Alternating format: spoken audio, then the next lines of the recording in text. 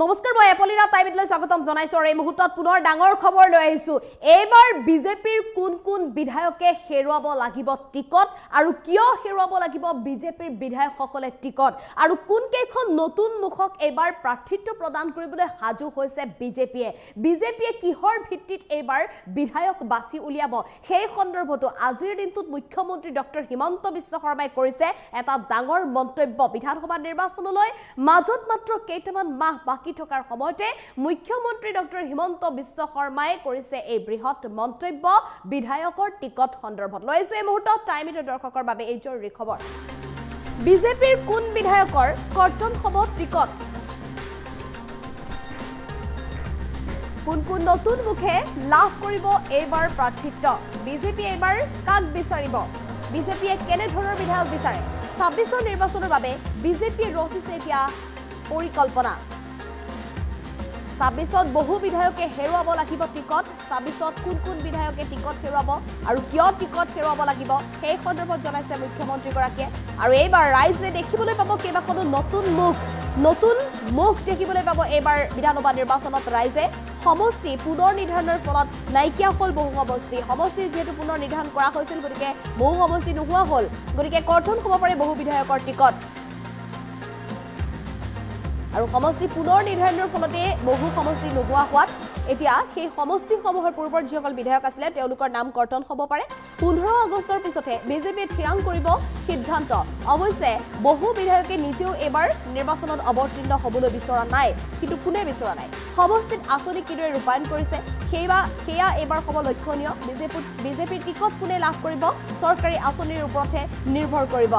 চৰকাৰী আঁচনিসমূহ যেহেতু 15 আগষ্টৰ পিছত পুনৰ বিতৰণ কৰা হ'ব বিজেপিৰ কোন বিধায়কৰ টিকট কৰ্তন কৰা হ'ব চৰকাৰী আঁচনি ৰূপায়ণৰ ক্ষেত্ৰত এক প্ৰকাৰ ভিত্তি কৰি এবাৰ প্ৰাৰ্থিত্ব প্ৰদান কৰিব বিজেপি আমি পুনৰ জনাইছো ডাঙৰ খবৰ বিধানসভা নিৰ্বাচনক লৈ মাত্ৰ 6 মাহ বাকী আছে আৰু এই 6 মাহতে এতিয়া সমগ্ৰ ৰাজ্যবাসীৰ মনত উৎকণ্ঠা দেখিবলৈ পোৱা গৈছে এইবাৰ কোন হ'ব কোন সমষ্টিৰ বিধায়ক সকলোৰে মাজত এই বিশেষ বিষয়টোক লৈ চৰ্চা চলি আছে কিন্তু এনে চৰ্চাৰ সন্মুখতে সময়তে ৰাজ্যিক বিজেপিৰ সভাপতিগৰাকীয়ে এটা বিশেষ মন্তব্য কৰিছিল যে বিজেপিয়ে এবাৰ কাম বিচাৰিব মুখ নিবিচাৰে মুখৰ ওপৰত ভিত্তি কৰি বা বিজেপিয়ে এবাৰ মুখ চাই প্ৰাৰ্থিত্ব প্ৰদান নকৰে মুখ চাই এবাৰ বিজেপিয়ে বিধায়কক দায়িত্ব নিদিয়ে এইবাৰ বিজেপিয়ে কাম চাইহে বিধায়কক দায়িত্ব দিব আৰু সেই সন্দৰ্ভত মুখ্যমন্ত্ৰীগৰাকীয়ে ইতিমধ্যে স্পষ্ট কৰি দিছে এবাৰ বহু বিজেপিৰ নেতাৰ নাম কৰ্তন যাব বিজেপিৰ বিধায়কৰ নাম কৰ্তন যাব টিকট হেৰুৱাব লাগিব কি কাৰণে হেৰুৱাব লাগিব সেই সন্দৰ্ভতো মুখ্যমন্ত্ৰীগৰাকীয়ে মন্তব্য কৰিছে মহিলা উদ্যমিতা আঁচনিৰ পৰা আৰম্ভ কৰি আত্মনিৰ্ভৰ আঁচনিৰ পৰ্যন্ত বহু আঁচনি এতিয়াও যেহেতু বিতৰণ কৰিবলৈ সাজু আছে মহিলা উদ্যমিতা আঁচনিক লৈ আগষ্ট মাহৰ পৰা ধন বিতৰণ কৰিব ঠিক তেনেদৰে আত্মনিৰ্ভৰ আঁচনিৰো যিসকলে এতিয়াও পাবলৈ বাকি আছে নতুনকৈ যিসকল আবেদনকাৰী আছিল নতুনকৈ যিসকল অন্তৰ্ভুক্ত হ'ব তেওঁলোককো আগষ্ট মাহৰ পিছতে দিব ছেপ্টেম্বৰ মাহত দিব গতিকে এনে অৱস্থাত সকলো পৰিস্থিতি চৰকাৰী আঁচনি ৰূপায়ণ বা চৰকাৰী আঁচনিৰ সুবিধা কিদৰে ৰাইজে পাইছে সকলোৰে ভিত্তিত নিৰ্ভৰ কৰিহে এবাৰ 26ৰ নিৰ্বাচনৰ বাবে হাজু হৈছে বিজেপি কেৱল ইমানেই নহয় বহু বিজেপিৰ বিধায়কে এইবাৰ নিৰ্বাচনত অৱতীৰ্ণ নহয় কিন্তু কোন বিধায়কে এইবাৰ নিৰ্বাচনত অৱতীৰ্ণ নহয় সেই সন্দৰ্ভতো জনাইছে ৰাজ্যৰ মুখ্যমন্ত্ৰী ডক্টৰ হিমন্ত বিশ্ব শৰ্মাই আৰু বিশেষকৈ সমষ্টি পুনৰ নিৰ্ধাৰণৰ কথা আহি পৰিছে সমষ্টি পুনৰ নিৰ্ধাৰণৰ বাবে বহু সমষ্টি এতিয়া নোহোৱা হৈ গ'ল গতিকে সেই সমষ্টিসমূহৰ বিধায়কৰ নাম ইতিমধ্যে কৰ্তন গৈছে গতিকে এনে অৱস্থাত তেওঁলোকেও এতিয়া নিৰ্বাচনত অৱতীৰ্ণ নহয় বিধানসভা নিৰ্বাচনলৈ মাজত মাত্ৰ কেইটামান দিন থকাৰ সময়তে ৰাজ্যবাসীৰ মাজত বিধায়কক লৈ যি সময়ত চৰ্চা চলিছে আৰু সেই সন্দৰ্ভতে মুখ্যমন্ত্ৰী ডক্টৰ হিমন্ত বিশ্ব শৰ্মাই 26ৰ বিধানসভা নিৰ্বাচন সন্দৰ্ভতো প্ৰতিটো সমষ্টি সন্দৰ্ভত কৰিছে বৃহৎ মন্তব্য আৰু আমাৰ হাতত মুখ্যমন্ত্ৰী ডক্টৰ হিমন্ত বিশ্ব শৰ্মাৰ সেই মন্তব্য আছে মন্তব্য আগবঢ়াবলৈ চেষ্টা কৰিম সকলো বিধায়কেতো টিকেট পাব নোৱাৰে বহুতেতো কোনোবাই নিজেও ইলেকশ্যন নেখেলিব কোনোবাই টিকেট নাপাব কাৰোবাৰ সমষ্টি ডিলিমিটেশ্যনত নোহোৱা হৈ গৈছে কাৰোবাৰ সমষ্টি শিডিউল ট্ৰাইব হৈ গৈছে কাৰোবাৰ সমষ্টি শিডিউল কাষ্ট হৈ গৈছে সেইকাৰণে অসমত যিহেতু এবাৰ ডিলিমিটেশ্যন হৈছে গতিকে এটা নতুন মুখ আহিবই লাগিব কাৰণ শিডিউল কাষ্টৰ সিট বাঢ়িছে শিডিউল ট্ৰাইবৰ সিট বাঢ়িছে গতিকে নতুন মুখটো আহিবই লাগিব গতিকে নতুন মুখ অহাৰ ৰাস্তাটোতো কোনেও বন্ধ কৰিব নোৱাৰে নতুন মুখ আহিব কিন্তু কিমান আহিব কি আহিব সেই কথাটো ক'বৰ কাৰণে এতিয়া বহুত সময়, কাৰণ চৰকাৰৰ আজি ইমান দিনটো আমি মুখেদি কৈ আছিলোঁ যে আমি আপোনালোকৰ মহিলা উদ্যমিতাত 10,000 টকা দিম, আমি CM আত্মনিৰ্ভৰশীলত আমি 2 লাখ টকাকৈ দিম, চাকৰি 2 লাখ কৰিম। আমাৰ বহুত কামটো অহা 15 আগষ্টৰ পৰা আৰম্ভহে হ'ব। গতিকে কোন এতিয়া এই আঁচনিবোৰ যোৱাৰ পিছতহে এজন MLA আমি এছেছ কৰিব পাৰিম যে MLA জনৰ পজিশ্যন ভাল নে বেয়া। আজি যদি এজন MLA 10% পজিশ্যন বেয়াও, তেওঁৰ সমষ্টিত 32,000 পৰিয়ালে অৰুণোদয় পাব, তেওঁৰ সমষ্টিত 30,000 মহিলাই উদ্যমিতা আঁচনি পাব, তেওঁৰ সমষ্টিত 30 কোটি টকাৰ ৰাস্তা হ'ব, তেওঁৰ সমষ্টিত 800 ল'ৰা 600 ল'ৰাই CM আত্মনিৰ্ভৰ অসমৰ আঁচনি পাব। এই আঁচনিবিলাক যদি ভালকৈ ৰূপায়ণ কৰে, আজি যোন 10% তলত আছে তাৰো 50% ওপৰত আহি যাব। সেইকাৰণে বিজেপিৰ টিকেট কোনে পাব কোনে নাপাব চৰকাৰী আঁচনিখিনিৰ সফল প্ৰয়োগৰ ওপৰতে নিৰ্ভৰ কৰিব। সকলো বিধায়কেতো টিকেট পাব নোৱাৰে, বহুতেতো কোনোবাই নিজেও ইলেকশ্যন নেখেলিব, কোনোবাই টিকেট নাপাব, কাৰোবাৰ সমষ্টি ডিলিমিটেশ্যনত নোহোৱা হৈ গৈছে, কাৰোবাৰ সমষ্টি শিডিউল ট্ৰাইব হৈ গৈছে, কাৰোবাৰ সমষ্টি শিডিউল কাষ্ট হৈ গৈছে। সেইকাৰণে অসমত যিহেতু এইবাৰ ডিলিমিটেশ্যন হৈছে, গতিকে এটা নতুন মুখ আহিবই লাগিব, কাৰণ শিডিউল কাষ্টৰ চিট বাঢ়িছে, শিডিউল ট্ৰাইবৰ চিট বাঢ়িছে, গতিকে নতুন মুখটো আহিবই লাগিব। গতিকে নতুন মুখ অহাৰ ৰাস্তাটোতো কোনেও বন্ধ কৰিব নোৱাৰে, নতুন মুখ আহিব। কিন্তু কিমান আহিব কি আহিব সেই কথাটো ক'বৰ কাৰণে এতিয়া বহুত সময়, কাৰণ চৰকাৰৰ আজি ইমান দিনটো আমি মুখেদি কৈ আছিলোঁ যে আমি আপোনালোকৰ মহিলা উদ্যমিতাত 10,000 টকা দিম, আমি CM আত্মনিৰ্ভৰশীলত আমি 2 লাখ টকাকৈ দিম, চাকৰি 2 লাখ কৰিম। আমাৰ বহুত কামটো অহা 15 আগষ্টৰ পৰা আৰম্ভহে হ'ব। গতিকে কোন এতিয়া এই আঁচনিবোৰ যোৱাৰ পিছতহে এজন MLA আমি এছেছ কৰিব পাৰিম যে MLA জনৰ পজিশ্যন ভাল নে বেয়া। আজি যদি এজন MLA 10% পজিশ্যন বেয়াও, তেওঁৰ সমষ্টিত 32,000 পৰিয়ালে অৰুণোদয় পাব, তেওঁৰ সমষ্টিত 30,000 মহিলাই উদ্যমিতা আঁচনি পাব, তেওঁৰ সমষ্টিত 30 কোটি টকাৰ ৰাস্তা হ'ব, তেওঁৰ সমষ্টিত 800 ল'ৰা 600 ল'ৰাই CM আত্মনিৰ্ভৰ অসমৰ আঁচনি পাব। এই আঁচনিবিলাক যদি ভালকৈ ৰূপায়ণ কৰে, আজি যোন 10% তলত আছে তাৰো 50% ওপৰত আহি যাব। সেইকাৰণে বিজেপিৰ টিকেট কোনে পাব কোনে নাপাব চৰকাৰী আঁচনিখিনিৰ সফল প্ৰয়োগৰ ওপৰতে নিৰ্ভৰ কৰিব। সকলো বিধায়কেতো টিকেট পাব নোৱাৰে, বহুতেতো কোনোবাই নিজেও ইলেকশ্যন নেখেলিব, কোনোবাই টিকেট নাপাব, কাৰোবাৰ সমষ্টি ডিলিমিটেশ্যনত নোহোৱা হৈ গৈছে,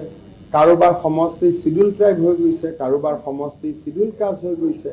সেইকাৰণে অসমত যিহেতু এইবাৰ ডিলিমিটেশ্যন হৈছে, গতিকে এটা নতুন মুখ আহিবই লাগিব, কাৰণ শিডিউল কাষ্টৰ চিট বাঢ়িছে, শিডিউল ট্ৰাইবৰ চিট বাঢ়িছে, গতিকে নতুন মুখটো আহিবই লাগিব। গতিকে নতুন মুখ অহাৰ ৰাস্তাটোতো কোনেও বন্ধ কৰিব নোৱাৰে, নতুন মুখ আহিব। কিন্তু কিমান আহিব কি আহিব সেই কথাটো ক'বৰ কাৰণে এতিয়া বহুত সময়, কাৰণ চৰকাৰৰ আজি ইমান দিনটো আমি মুখেদি কৈ আছিলোঁ যে আমি আপোনালোকৰ মহিলা উদ্যমিতাত 10,000 টকা দিম, আমি CM আত্মনিৰ্ভৰশীলত আমি 2 লাখ টকাকৈ দিম, চাকৰি 2 লাখ কৰিম। আমাৰ বহুত কামটো অহা 15 আগষ্টৰ পৰা আৰম্ভহে হ'ব।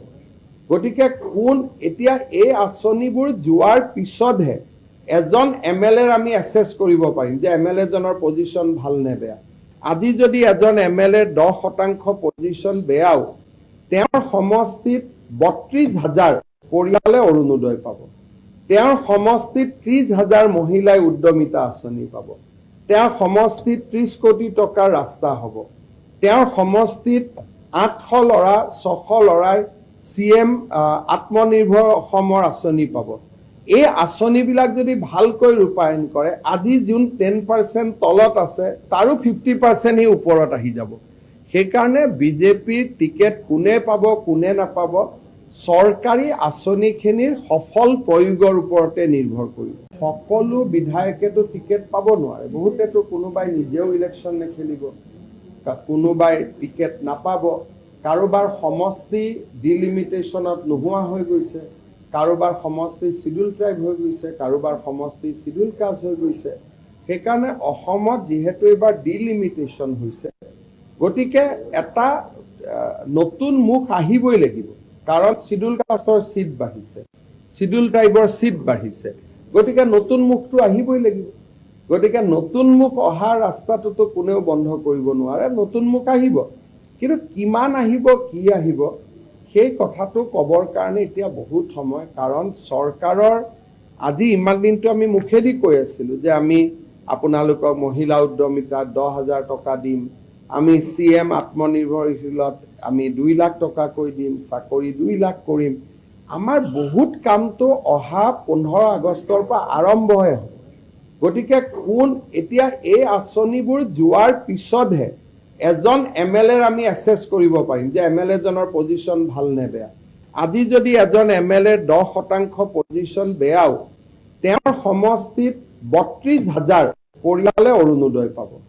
তেওঁৰ সমষ্টিত 30,000 মহিলাই উদ্যমিতা আঁচনি পাব, তেওঁৰ সমষ্টিত 30 কোটি টকাৰ ৰাস্তা হ'ব, তেওঁৰ সমষ্টিত 800 ল'ৰা 600 ল'ৰাই CM আত্মনিৰ্ভৰ অসমৰ আঁচনি পাব। এই আঁচনিবিলাক যদি ভালকৈ ৰূপায়ণ কৰে, আজি যোন 10% তলত আছে তাৰো 50% ওপৰত আহি যাব। সেইকাৰণে বিজেপিৰ টিকেট কোনে পাব কোনে নাপাব, চৰকাৰী আঁচনিখিনিৰ সফল প্ৰয়োগৰ ওপৰতে নিৰ্ভৰ কৰিব। সকলো বিধায়কেতো টিকেট পাব নোৱাৰে, বহুতেতো কোনোবাই নিজেও ইলেকশ্যন নেখেলিব,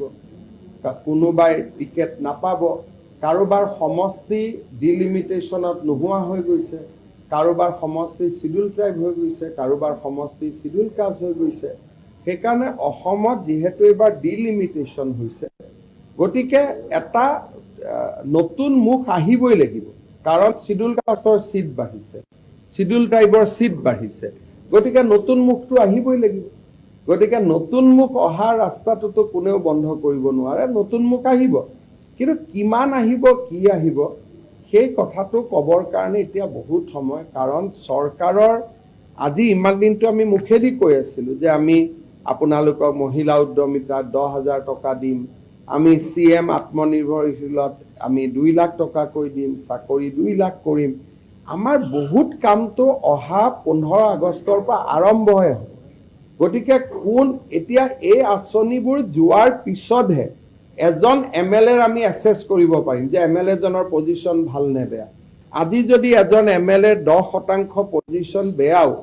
তেওঁৰ সমষ্টিত 32,000 পৰিয়ালে অৰুণোদয় পাব, তেওঁৰ সমষ্টিত 30,000 মহিলাই উদ্যমিতা আঁচনি পাব, তেওঁৰ সমষ্টিত 30 কোটি টকাৰ ৰাস্তা হ'ব, তেওঁৰ সমষ্টিত